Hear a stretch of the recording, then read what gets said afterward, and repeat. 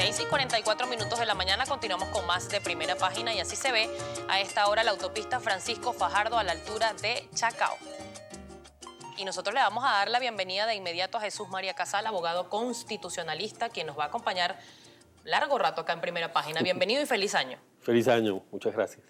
Abogado, obviamente hay que analizar muchísimo los temas, pero de una vez, para entrar en materia, hay una evaluación o la gente tiene muchas dudas de la expectativa que hay, por supuesto, en esta instalación del nuevo Parlamento venezolano. Una de ellas, a pesar de que el nuevo presidente por la Mesa de la Unidad Democrática, Henry Ramos Ayub, diputado electo por Caracas, asegura que van a ir los 112 diputados, pero hay una impugnación por parte del Tribunal Supremo de Justicia que deja sin efecto las elecciones en el estado Amazonas. Jurídicamente esto se pueden juramentar a pesar de que no hay o que está esta impugnación de 4 de los diputados de la Mesa de la Unidad Democrática. Bueno, fíjate, lo primero que uno podría comentar es que apenas ayer fue que se conoció el texto de esta sentencia, ¿no? Es una sentencia que ha estado rodeada de irregularidades desde el mismo momento en el cual la sala electoral ofrece despachos en los días en que usualmente eso no ocurre, ¿no? Y rompiendo pues con todas las expectativas legítimas sobre el funcionamiento de la justicia. Pero luego, en su contenido, la sentencia es muy delicada porque pretendería dejar sin representación a los electores del estado Amazonas por un tiempo indeterminado, ¿no? Porque la sentencia señala que se suspenden los efectos de la proclamación durante el juicio y todo indicaría que esa situación se mantendría en caso de que se dictase una sentencia favorable a los recurrentes y por lo tanto ese estado podría quedar sin representación hasta la celebración de unas nuevas elecciones y eso es lo que ordena la sala electoral. ¿Y hay un tiempo determinado para que se ordene la ejecución de estas nuevas elecciones? ¿Hay un límite de tiempo? No fijo, no es un tiempo fijo, porque a veces, pues claro, los tribunales se ciñen estrictamente a los lapsos legales, pero no siempre sucede así.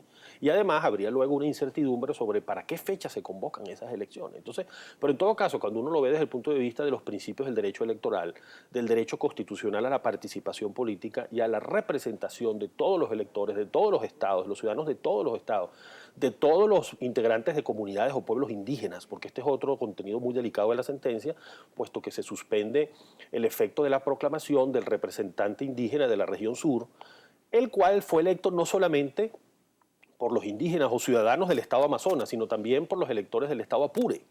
Sí, con lo cual pues, es una decisión en ese sentido pues, incomprensible, ¿no? Lo que ahí se pretende hacer, mutilar esa representación, pero en el fondo negarla, ¿no? Porque al final pues, quedaría suspendido si es que eso es lo que pretende la sentencia. Es decir, es una sentencia muy difícil de ejecutar, sobre todo porque la Asamblea se encontraría con una dificultad y es que si la Asamblea niega a alguno de estos diputados, bien sea el diputado del Partido Socialista Unido de Venezuela o los 3 más cercanos a la MUDO, de la Mesa de la Unidad Democrática, les niega su incorporación, estaría violando gravemente la Constitución porque dejaría a ese Estado sin representación, sin representantes, por un tiempo indeterminado. Entonces, en un caso así, pues digamos que la Asamblea se encontraría con una certeza, la certeza que es la credencial que presenten estos diputados de haber sido proclamados. La Constitución establece que los diputados adquieren inmunidad a partir de su proclamación. Pero lo más importante aquí es que adquieren la condición de diputados a partir de la proclamación. Ellos ya son diputados. Precisamente, ¿cómo queda entonces la competencia en este caso del Consejo Nacional Electoral? Porque esos votos fueron avalados, fueron legales y ya fueron proclamados por el Consejo Nacional Electoral. ¿Cómo queda entonces el papel del CNE ante esta impugnación del Tribunal Supremo de Justicia? Exactamente, ¿no? Es que hay una presunción a favor del funcionario proclamado. Una vez que se realiza la proclamación y que el procedimiento sale del Consejo Nacional Electoral y que queda cerrado el asunto en esa vía administrativa, se pasa entonces a la vía judicial por alguien que quiere impugnar, pero hay que respetar esa presunción a favor del funcionario proclamado. Quien pretende impugnar debe presentar pruebas fehacientes, concluyentes, debe encajar el vicio que se señala en alguna de las causales legales y solamente después de un juicio completo con derecho a la defensa es que podría la sala electoral dictar una decisión que suponga celebrar una nueva elección. Pero en este caso nos encontramos con una medida cautelar de amparo dictada en estas condiciones, ¿no? que restan transparencia a la Administración de Justicia, pero que hacen además objetivamente muy difícil cumplir la sentencia en ese sentido, ¿no? Que alguien podría pretender de que estos diputados no puedan incorporarse. Es muy difícil darle esa interpretación porque se estaría negando la representación política a los electores de un Estado completo sin que ni siquiera esos diputados hayan podido acceder al expediente, porque se ha denunciado que no se permitió el acceso al expediente con las condiciones en las cuales se dictó esta decisión, sin cumplimiento de las notificaciones correspondientes, es decir, y además hay un procedimiento legal establecido por la propia sala electoral, que es el de la oposición a la medida cautelar, que es lo que procede en este caso, es decir, los diputados afectados, con independencia de que sean juramentados o no, tienen derecho a oponerse a la medida cautelar dentro de los 3 días siguientes a la notificación.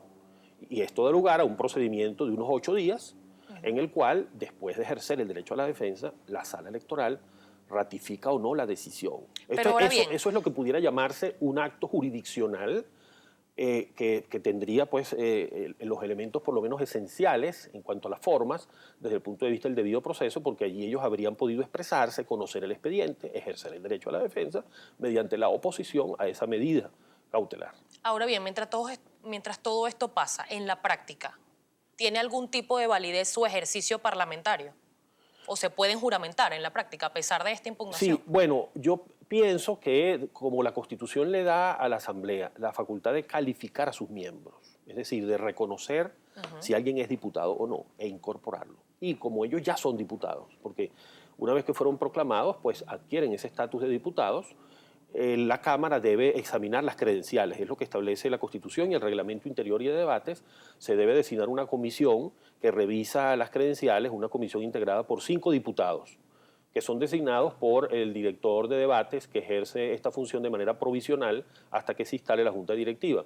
Esos 5 diputados van revisando todas las credenciales y al ver pues, que se trata de un diputado proclamado, deberían incorporarlo al cuerpo y darle la juramentación correspondiente. Si hay alguna discrepancia que surge entre los miembros de esta comisión de 5 diputados, pues tal vez entonces el asunto se deja para el final, una vez que estén todos los demás, todas las credenciales revisadas, luego el cuerpo debería pronunciarse sobre el tema a través pues, de la mayoría correspondiente para la toma de las decisiones, que sería la mayoría absoluta de los integrantes, si es que hay una discrepancia sobre si procede o no su incorporación. Desde el mismo momento en que se conocieron los resultados del 6 de diciembre que le dan la mayoría calificada a la oposición venezolana con 112 diputados, las reacciones posteriores fueron diversas. Una de ellas, pues se puso en duda la ejecución de muchos votos nulos, según la dirigencia del Partido Socialista Unido de Venezuela. Pero otro escenario que se planteó también, que incluso fue juramentado en el mismo mes de diciembre, el Parlamento Comunal. ¿Esta figura realmente existe? ¿Está avalada dentro de la Constitución?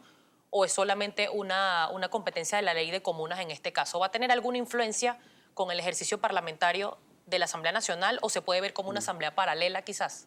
Depende de qué se pretenda con ello, ¿no? Porque si lo que se pretende con el Parlamento Comunal es crear una especie de foro público, ¿no? Digamos un foro público de alguna forma paralelo a la Asamblea Nacional, pero dirigido fundamentalmente a un debate político, a que se recojan iniciativas que puedan venir de los parlamentos comunales propiamente dichos, los que están reconocidos por la ley, que son parlamentos comunales que se crean en cada comuna. Eso es lo que prevé la ley. Un parlamento comunal en las comunas creadas, no un parlamento comunal nacional. Pero si ese parlamento comunal nacional lo que pretende es ser un foro público de debate, bueno, pues no habría problema desde el punto de vista constitucional. El problema se presentaría si pretende tomar algunas decisiones que sería flagrantemente inconstitucional. O sea, no puede adoptar decisiones en relación con las competencias propias de la Asamblea Nacional, porque allí sí estaríamos pues, en una situación de desconocimiento del resultado electoral y pues, de una situación de flagrante inconstitucionalidad. Hay una duda por acá que nos plantea un televidente a través de nuestra cuenta en Twitter, @primera página. Él le pregunta al señor Benjamín Armas: doctor, ¿se puede pensar en mantener una proporción de las 2/3 partes en base a 109 diputados sobre un quórum de 163? Esto tomando en cuenta las impugnaciones que reducen el número de diputados de la oposición. Sí, bueno, pero es que, como les decía, falta ver realmente cuál es el alcance de esta sentencia, ¿no? Hay que presentar, los diputados deberían presentar la oposición a esa medida e incluso debería hacerlo la propia Asamblea Nacional en la defensa de los derechos de sus miembros. Ahora, una vez que este asunto pueda quedar despejado, hay que considerar, por un lado, que todas aquellas decisiones que puedan adoptarse por mayoría absoluta de los miembros, pues no habría ningún problema desde el punto de vista de su validez, porque evidentemente se contarían con la mayoría absoluta, mitad más uno de miembros, que son las decisiones ordinarias del cuerpo. Luego hay decisiones que requieren mayoría calificada, pero de los presentes tampoco habría ningún inconveniente allí, una mayoría calificada de los presentes, como en el caso de las leyes orgánicas, y podría presentarse una discusión en el caso de aquellas decisiones para las cuales se requiere 2/3 partes de los miembros.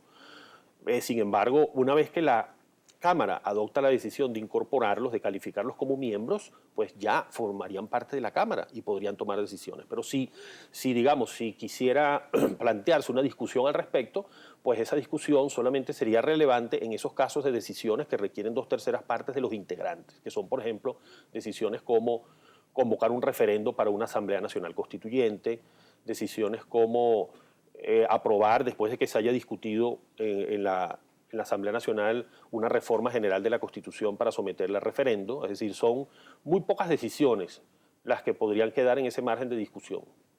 Bien, otra duda rápidamente antes de irnos a la pausa, le pregunta por acá Jonathan88. ¿Las leyes del Poder Popular se pueden derogar con 99 diputados o debe ser con las 2/3 partes? Todas las leyes pueden ser modificadas, las leyes orgánicas que requieren ese quórum calificado, esa mayoría calificada, se pueden modificar con las 2/3 partes de los presentes. Es decir, que no se requieren las 2/3 partes de los integrantes, digamos 111, 112 diputados, sino que eso dependería de cuántos diputados estén presentes. Si están presentes todos los miembros, pues habría que cumplir con esa mayoría calificada, con lo cual la Asamblea perfectamente lo podría hacer. Es decir, la Asamblea Nacional puede modificar leyes orgánicas. En el caso de las leyes del Poder Popular, pues habría que analizar cuál es el planteamiento específico que se hace en relación, cuál es la modificación, cuál es la finalidad que perseguiría la modificación, pero, digamos, respondiendo estrictamente lo relativo a la modificación de leyes orgánicas, lo puede hacer la Asamblea Nacional, perfectamente lo podría hacer a través de esa mayoría calificada de los presentes. Bien, les recordamos que estamos conversando con Jesús María Casal, abogado constitucionalista. Nos va a acompañar largo rato acá en Primera Página en esta cobertura especial de la instalación de la nueva Asamblea Nacional. Recuerdo, hoy es martes 5 de enero. Todas las dudas que tenga, todas las preguntas que le quiera hacer a nuestro invitado, háganoslas llegar a través de @Primera Página. Este tema... Por cierto, hay un titular el día de hoy del diario El Nacional que lo voy a compartir con él al regreso de esta pausa, que tiene que ver con las decisiones tomadas en las últimas horas vía habilitante por el presidente de la República. Pausa, ya regresamos.